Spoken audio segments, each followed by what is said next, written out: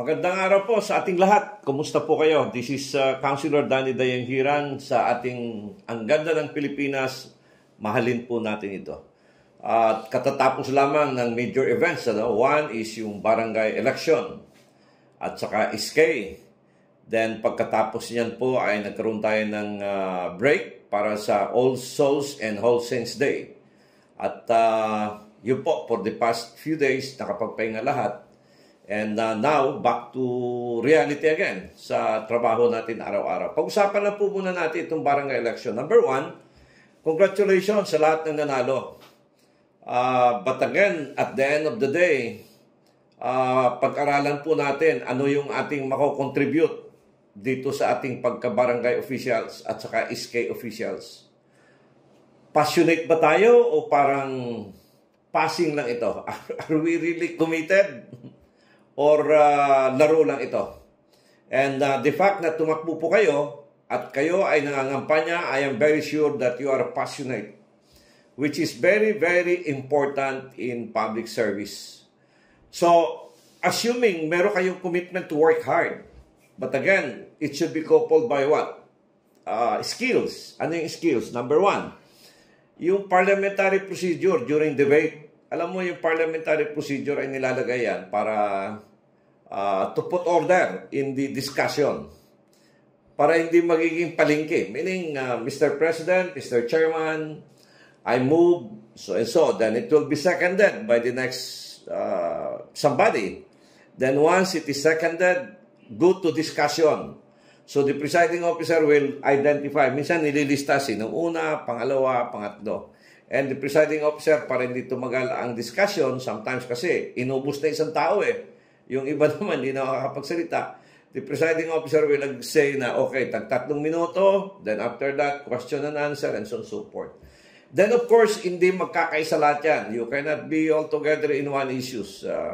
Merong isa na supak diha sa Bisaya pa, against, sa English pa, or hindi sanghayon sa panukala.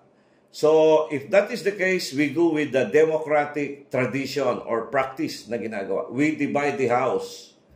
Meaning, once we divide the house, the barangay chairman or the SK chairwoman or chairman will say, the fact that there's an objection, let's divide the house. What is the proposition? There's a proposition, I move to pass a resolution, and there's an objection. So, sinong sang-ayon doon sa proposal ni Kagawad X? Taas ang kamay. So once magkaroon ng butuhan, the majority will always prevail.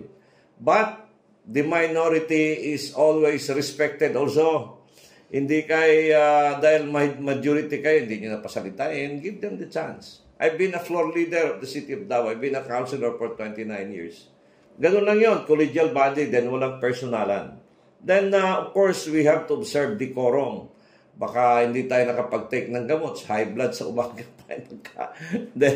then nung barangay election na inaatake mo ngayon kaharap mo, katabi mo, magagalit yon. Baka eventually, tatayo niya, pare, inatake mo ako nung una. Ano ba yung nangyari sa'yo? So magkakagulo-gulo na. So, kalimutan na yung nangyari. Tapos na po ang election, SK, barangay election, and let's focus now in helping our people. In what way? There should be transparency. There should be skills based on consultation and consensus process. Hindi po kung anong gusto mo, yun masusunod. Hindi. Dapat konsultahin yung ating sambayan ng Pilipino. At all times, kababayan natin, ang lahat nangunguna sa ating isip at sa ating puso. And this power is temporary.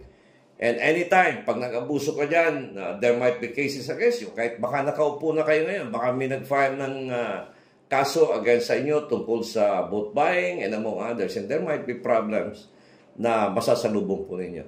So hanggat sa muli, ito po yung inyong kaibigan. Ang ganda ng Pilipinas, mahalin natin ito. Trabaho tayo para sa ating sambayan ng Pilipino. Till next time, magandang araw po sa ating lahat. Bye-bye.